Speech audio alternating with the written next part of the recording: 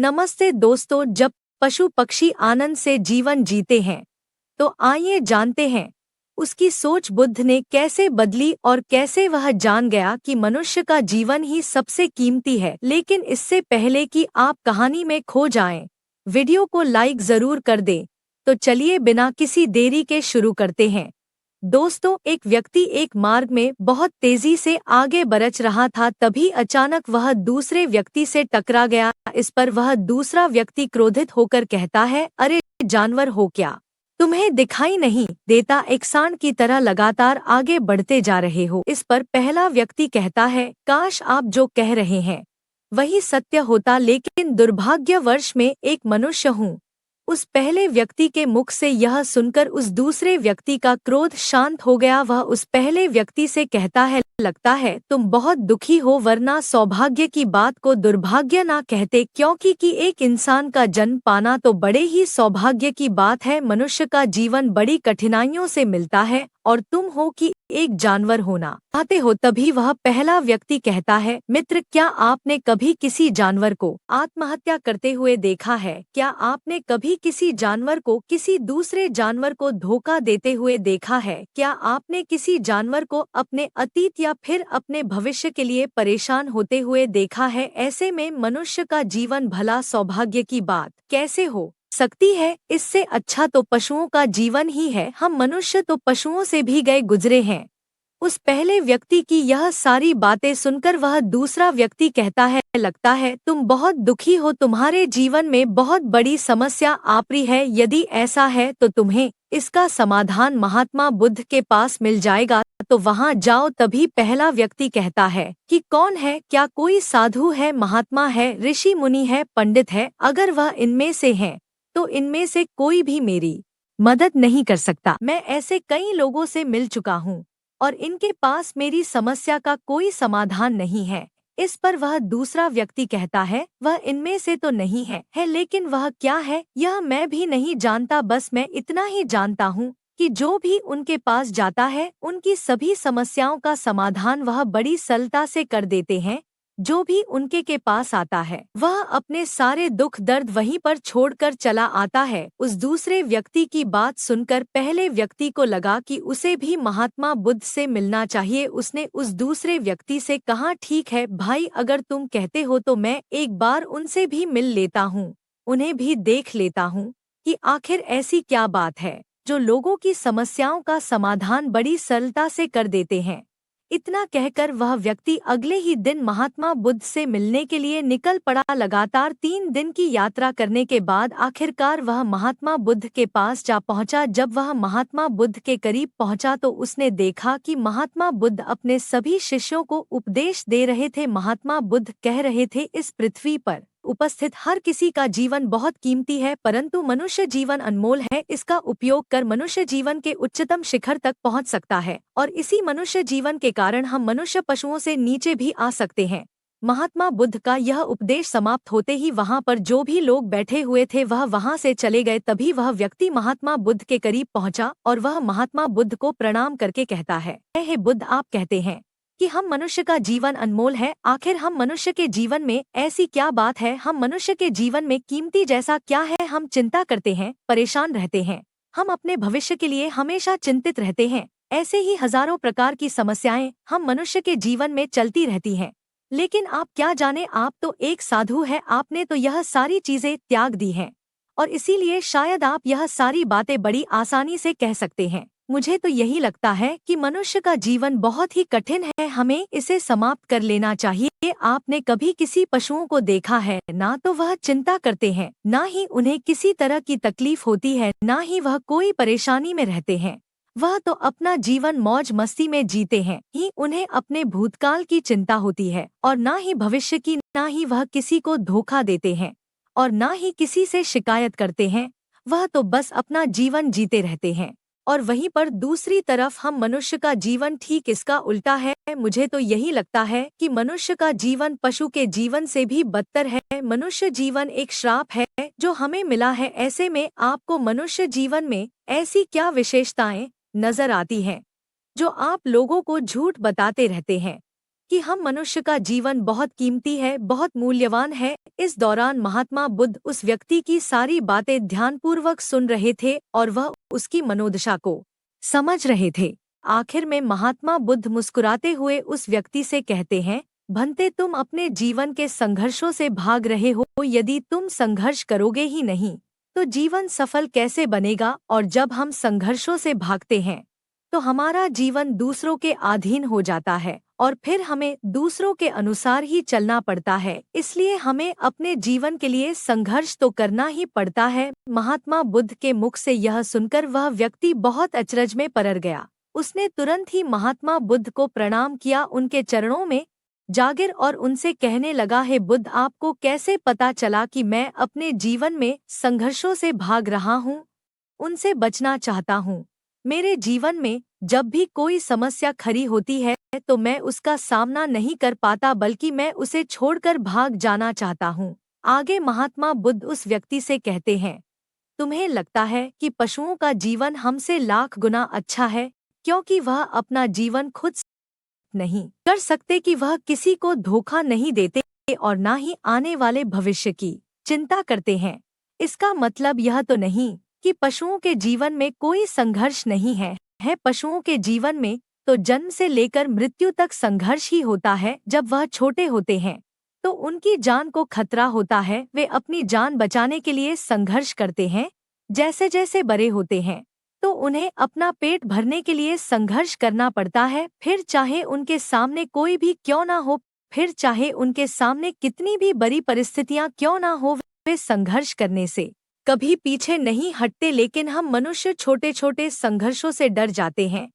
अगर हम उन पशुओं की तरह अपने जीवन में संघर्ष करने लगे तो मनुष्य का जीवन अपने आप ही सफल हो जाएगा। इतना संघर्ष अगर एक मनुष्य अपने जीवन में कर ले तो वह जो चाहता है वह कर सकता है, उसे पा सकता है। और जबकि इतना संघर्ष करने के बाद भी वह पशु अपने जीवन में कुछ भी नहीं कर पाता। भंते, वास्तविकता तो यही है कि बिना संघर्ष के कोई जीवन है ही नहीं। बिना संघर्ष के हमारा जीवन चल ही नहीं सकता। फिर चाहे कोई राजा हो या भिखारी, सबके जीवन में संघर्ष तो है ही। जो भी इन परिस्थितियों के खिलाफ संघर्ष नहीं करता, फिर चाहे वह मानव हो या पशु, उसका नष्ट होना तय है। इस पर वह व्यक्ति कहता है, हे बुद्ध, क्या आप मुझे कोई ऐसी चीज दे सकते हैं जिससे मेरे जीवन के सारे संघर्ष हमेशा हमेशा के लिए मुझसे दूर हो जाए? मेरी सारी चिंताएं, सारी समस्याएं, सारी परेशानियां हमेशा हमेशा के लिए खत्म हो जाएं और मेरा जीवन हमेशा हमेशा के लिए सुखमय बन जाए। उस व्यक्ति की यह बात सुनकर महात्मा बुद्ध एक बार फिर से मुस्कुराने लगे और उस व्यक्ति से कहते हैं, भंते, मैं तुम्हें वह चीज तो नहीं दे सकता, लेकिन हाँ, मैं तुम्हें वहां तक पहुंचने का रास्ता जरूर बता सकता हूँ।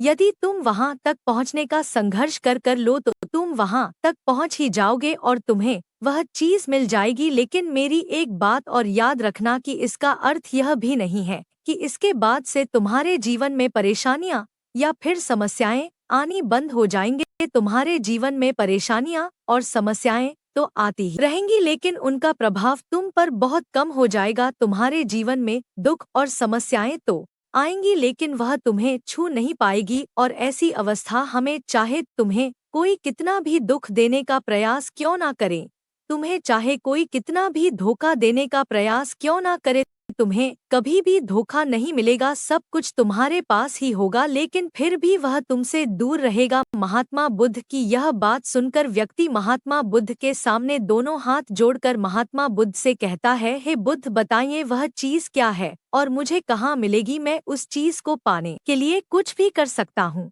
मैं अपना पूरा प्रयास लगा दूंगा, लेकिन उस चीज को हासिल करके ही दम लूंगा। इस पर महात्मा बुद्ध ने उस व्यक्ति से कहा, सोच लो भंते, एक बार यदि तुमने रास्ता शुरू कर दिया तो तुम्हें उस रास्ते पर चलते ही रहना होगा जब तक कि तुम अपनी मंजिल को पाने ही लेते, और यह रास्ता अत्यंत संघर्षों से भरा होगा। क्या तुम अपनी मंजिल तक पहुंच पाओगे? इस पर व्यक्ति कहता है, आप मुझे वह मार्ग बताइए, मैं उस पर चलूंगा। मैं अपनी अंतिम सांस तक संघर्ष करूंगा, लेकिन उस चीज को हासिल करके ही दम लूंगा। इस पर महात्मा बुद्ध कहते हैं, सुनो, उस चीज का नाम है शांति, जो तुम्हारे मन के भीतर गहराइयों में है। जैसे यह समुद्र की लहरें ऊपर से तो बड़ी तीव्र नजर आती है और उछाल मारती है, जिन्हें देखकर हमारा मन घबरा जाता है, परंतु ठीक इसी के विपरीत उसकी गहराई में वह ही शांत होता है, और ठीक इसी प्रकार हमारे मन की गहराइयों में भी वह शांति छिपी हुई है। तुम्हें अपने मन की गहराइयों में उस शांति को खोजना होगा,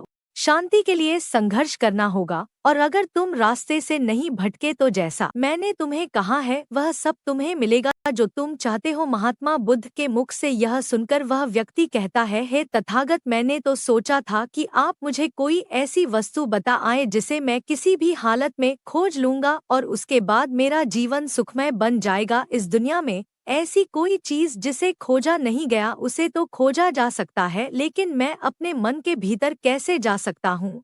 वहाँ भला कौन सा मार्ग जाता है? वहाँ भला ऐसी कौन सी सवारी जाती है? मार्ग पर मैं चलकर या फिर उस सवारी के द्वारा वहां तक पहुंच सकता हूँ। इस पर महात्मा बुद्ध मुस्कुराने लगे और उस व्यक्ति से कहते हैं, भंते, वहां पर कोई सवारी नहीं जाती और ना ही वहां पर मनुष्य पैदल जा सकता है, फिर भी वह एक मार्ग है और उस मार्ग पर चलना ही पड़ता है। इस पर वह व्यक्ति कहता है, हे बुद्ध, तो आप मुझे बताइए, मैं उस मार्ग पर चलकर कैसे अपने मन के भीतर की उस शांति को खोज सकता हूँ? इस पर महात्मा बुद्ध ने कहा, इस दुनिया में सबसे शक्तिशाली क्या है? इसका जवाब देते हुए वह व्यक्ति कहता है, हे बुद्ध, इस दुनिया में सबसे शक्तिशाली चक्रवर्ती सम्राट है, जिसके पास असीम शक्ति है, जिसके पास सब कुछ है, उसके पास किसी चीज की कोई कमी नहीं। इसके जवाब में महात्मा बुद्ध कहते हैं, नहीं, इस दुनिया में सबसे शक्तिशाली चीज है इच्छा, और यही इच्छा इस दुनिया को चला रही है। जो कोई भी कुछ भी कर रहा है वह उसकी इच्छा का ही परिणाम है, उसका कर्म है, सब कुछ उसकी इच्छा के अनुसार ही चल रहा है। जहाँ तक बात है एक चक्रवर्ती सम्राट की, तो एक इच्छा एक चक्रवर्ती सम्राट को भी धूल में मिटा सकती है, और वहीं पर उसी के विपरीत एक इच्छा एक आम इंसान को भी एक चक्रवर्ती सम्राट बनाने में सक्षम है। इस दुनिया में जो कोई भी है, जहाँ कहीं भी है, जिस किसी भी परिस्थिति में है, वह उसकी इच्छा के अनुसार ही है, वह उसकी इच्छा का परिणाम ही है। अपनी इच्छा के बल पर मनुष्य इस जीवन में कुछ भी कर सकता है, लेकिन एक वास्तविकता यह भी है कि मनुष्य अपनी इच्छा पर नियंत्रण नहीं कर पाता, जिस कारण उसके जीवन में वह सब भी गठित होता रहता है जिसकी वह चाहत नहीं रखता। हमारे मन की बुरी इच्छाएं हमारी तरफ बुरी चीजों को खींचती है, इसलिए इच्छा बहुत सोच समझकर करनी चाहिए। हमें अपने जीवन में क्या चाहिए यह केवल हम अपनी इच्छा से ही निर्धारित कर सकते हैं। इस पर वह व्यक्ति कहता है, हे बुद्ध, तो क्या मैं अगर यह इच्छा करूं कि मुझे अपने मन के भीतर की शांति मिल जाए, तो क्या वह मुझे मिल जाएगी? तभी महात्मा बुद्ध कहते हैं, भंते, इस दुनिया में सबसे शक्तिशाली इच्छा अवश्य ही है, परंतु फिर भी मनुष्य ना जाने अपने जीवन में तरह तरह की इच्छाएं पालता है, लेकिन वह सारी इच्छाएं उसकी पूर्ण नहीं हो पाती। जानते हो क्यों? क्योंकि उस इच्छा को पूरा करने के लिए एक और चीज की आवश्यकता पड़ती है, और वह एक चीज की कमी मनुष्य के जीवन में हमेशा बनी रहती है। क्या तुम उसके बारे में जानते हो?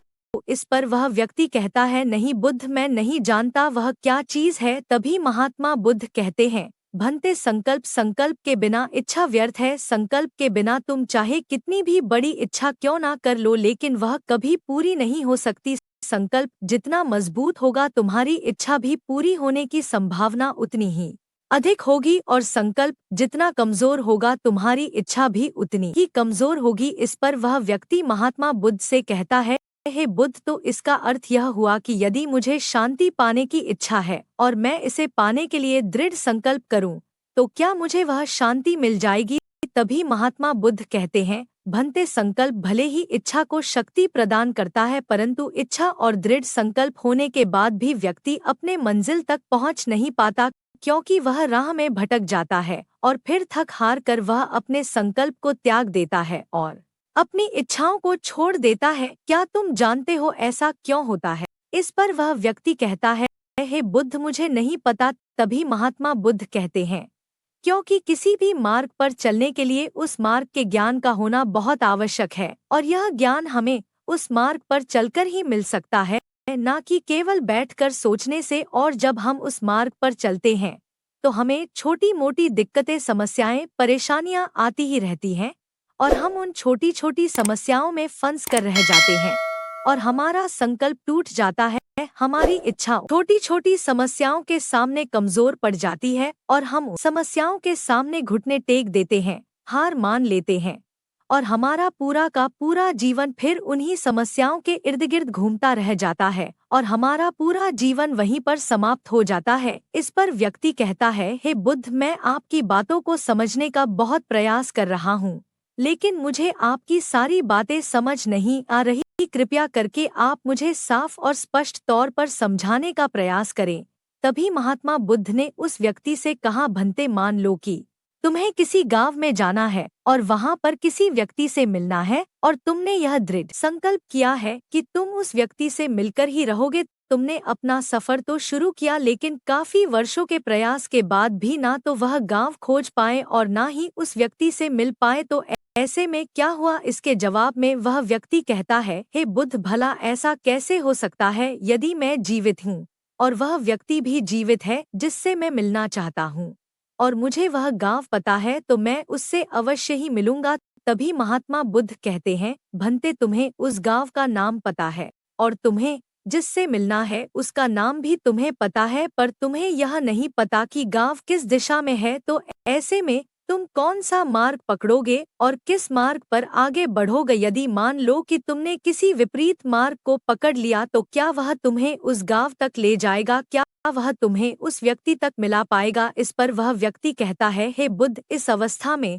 तो यह कार्य बिल्कुल भी असंभव होगा। इस पर महात्मा बुद्ध मुस्कुराते हुए उस युवक से कहते हैं, भंते, मैं कब से यही तुम्हें समझाने का प्रयास कर रहा हूँ। हमारी इच्छा संकल्प होने के बाद भी हमें सही मार्ग का ज्ञान होना आवश्यक है। शांति को खोजने का जो मार्ग है वह ध्यान और ध्यान के भीतर होता है, बाहर नहीं। जब तुम अपने भीतर की शांति को खोजने के लिए ध्यान के मार्ग पर आगे बढ़ो, अपनी इच्छा की पूर्ति के लिए तुम उस मार्ग पर आगे की ओर बढ़ते चलोगे, तो हो सकता है कि तुम्हारी राह में छोटी छोटी मुसीबतें, दिक्कत या तकलीफ आए, लेकिन तुम्हें उन समस्याओं का सामना करना ही पड़ेगा। तुम्हें उनसे लड़ना होगा, उनसे संघर्ष करना होगा, क्योंकि वह मार्ग तुम्हारे लिए बिल्कुल नया है। और पहली बार जब हम किसी मार्ग पर आगे बढ़ते हैं तो हमें यह नहीं पता होता कि अगला पड़ाव क्या होगा और आगे कौन सी कठिनाइयां आने वाली है। हमें तो वहां पर जाने के बाद ही पता चल पाएगा। वहीं पर दूसरी तरफ जो मनुष्य इन छोटी छोटी दिक्कतों में नहीं फंसता, वह अपने संकल्प पर दृढ़ बना रहता है, अपने जीवन में वह सब कुछ पा लेता है जो वह चाहता है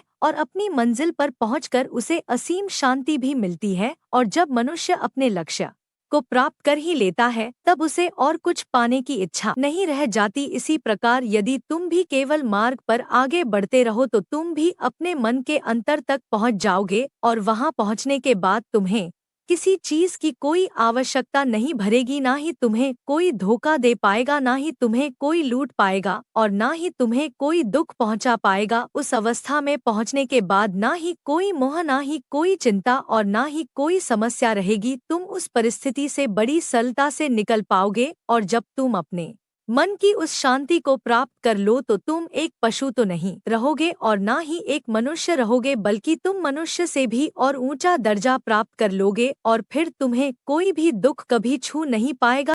फिर तुम्हें किसी चीज की कोई परेशानी नहीं रह जाएगी, नहीं तो भविष्य की चिंता होगी और ही अपने बीते हुए भूतकाल की। तुम तो बस अपनी शांति में मग्न रहोगे और तुम्हें किसी प्रकार का दुख कभी छू तक नहीं पाएगा। महात्मा बुद्ध की यह बात सुनकर वह व्यक्ति महात्मा बुद्ध के चरणों में गिर पड़ा और महात्मा बुद्ध से कहता है, हे बुद्ध, आपकी सारी बातें सत्य है, मैं आपकी सारी बातें समझ चुका हूँ, लेकिन फिर भी मेरे मन में एक दुविधा है। मेरे पास क्या ऐसी कोई चीज नहीं रख सकता जिससे मेरी सारी दुख, सारी तकलीफें, सारी कठिनाइयाँ हमेशा हमेशा के लिए दूर हो जाए? इस पर महात्मा बुद्ध मुस्कुराते हुए कहते हैं, भंते, यदि तुम बाहरी दुनिया से कुछ अपने अपने पास रखना चाहते हो तो तुम उस शांति को पाने का प्रयास छोड़ ही दो, क्योंकि तुम कुछ ऐसा पाना चाहते हो जिससे तुम्हारी समस्याएं कभी समाप्त नहीं होंगी बल्कि और बढ़ती चली जाएगी, क्योंकि तुम्हारी समस्याओं का समाप्त होना संभव ही नहीं हो पाएगा। और जानते हो ऐसा क्यों है? इस पर वह व्यक्ति कहता है, हे बुद्ध, पर ऐसा क्यों? इसका जवाब देते हुए महात्मा बुद्ध कहते हैं, भंते, क्योंकि बाहर तो पहले से ही शांति है, चारों ओर केवल शांति ही शांति है। हमें तो बाहर की शांति नजर आती है, लेकिन हमारे भीतर की शांति हमें नजर नहीं आती, और जो शांति हम बाहर की ओर देख रहे हैं वह बाहर नहीं बल्कि हमारे भीतर ही है। इसलिए जब तक तुम अपने अंतर को ठीक नहीं कर पाओगे तब तक तुम बाहर कुछ भी नहीं कर सकते। जब तुम्हारे भीतर सब कुछ ठीक नहीं होगा तब तक बाहर कुछ भी ठीक नहीं हो पाएगा। इतना कहकर महात्मा बुद्ध शांत हो गए और वह व्यक्ति महात्मा बुद्ध की बातों पर विचार करने लगा। उसके पास महात्मा बुद्ध के बताए गए रास्ते के अलावा और कोई मार्ग भी नहीं था। उसने दृढ़ संकल्प लिया कि वह अपने भीतर की उस शांति तक पहुँच कर ही रहेगा। उसने ध्यान के मार्ग को अपनाया और आगे की ओर बढ़ने लगा। अब वह व्यक्ति अपनी मंजिल तक पहुँचता है या नहीं, यह तो उसकी संकल्प, उसकी इच्छा शक्ति और उसके मार्ग में लगातार आगे बढ़ने पर निर्भर कर है। इससे यह भी समझ आ गया कि मनुष्य का जीवन पशुओं से बुरा नहीं है, बल्कि उसे जैसा जीवन मिला है वही सही है और उससे वह और बेहतर कर सकता है। तो दोस्तों, उम्मीद है इस वीडियो से आपको काफी कुछ सीखने को मिला होगा, और अगर कुछ सीखने को मिला हो तो हमारे इस वीडियो को लाइक, शेयर और चैनल को सब्सक्राइब जरूर कर लीजिएगा, और साथ ही कमेंट में नमो बुद्धाय जरूर लिखिए। धन्यवाद।